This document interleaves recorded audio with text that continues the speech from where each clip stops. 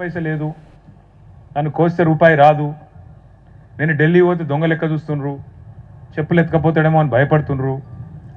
అసలు ఇంకొక మాట ఆయన చెప్పింది గమ్మత్ మాటలు. రిటైర్ అయ్యే ఉద్యోగులకు ఏనికి పైసలు లేవు, రైతు బంధు ఏనికి పైసలు లేవు, 100 రోజుల్లో నేను చేస్తా అని చెప్పిన మాట వాస్తవమే. కానీ మహిళలకు 2,500 ఇస్తా అని చెప్పిన మాట వాస్తవమే. 2.5 ఇండ్లు అయిన మాట వాస్తవమే. అట్లాగే 100 రోజుల్లో 4,000 రూపాయల పెన్షన్ ఇస్తా అని ముసలోళ్ళకి చెప్పింది వాస్తవమే.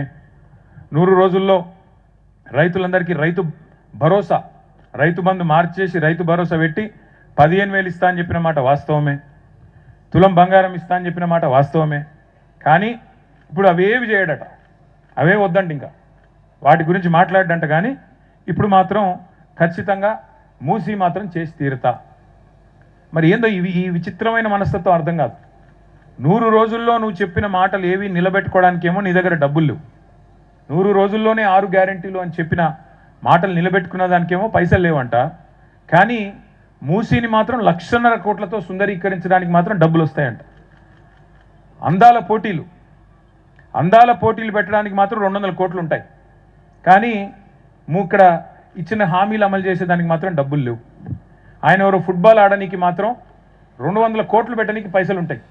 కానీ ప్రజలకు ఇచ్చిన హామీలు అమలు చేయడానికి పైసలు లేవు.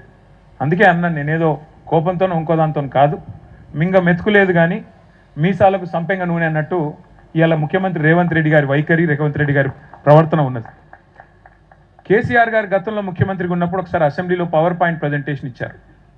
దీని గురించి నీళ్లు, వాటిని ఎట్లా వాడుకోవాలి, నిర్మాణాలు ఎట్లా చేయాలి, ఆ నదులకు బరాజులు అంటే నీటికి ప్రవహించే నీటికి అడ్డంగా బ్యారేజ్ కట్టి ఎట్లా నీళ్లు తీసుకొచ్చి తెలంగాణలోని ప్రతి ఎకరం ప్రతి ఇంచు సస్యశ్యామలం చేయాలి అని దాదాపు 2 గంటల పాటు కేసీఆర్ గారు నిండు శాసనసభలో రాష్ట్రం మొత్తం ఆసక్తిగా చూస్తుంటే ఒక నిర్మాణాత్మకమైన వివరణాత్మకమైన ప్రజెంటేషన్ ఇచ్చారు.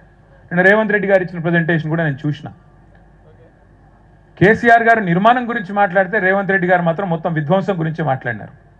మూసీలో ఎట్లెట్లా ఎవరెవరిని ముంచుతా, ఎన్ని ఇండ్లు గులగొడతా,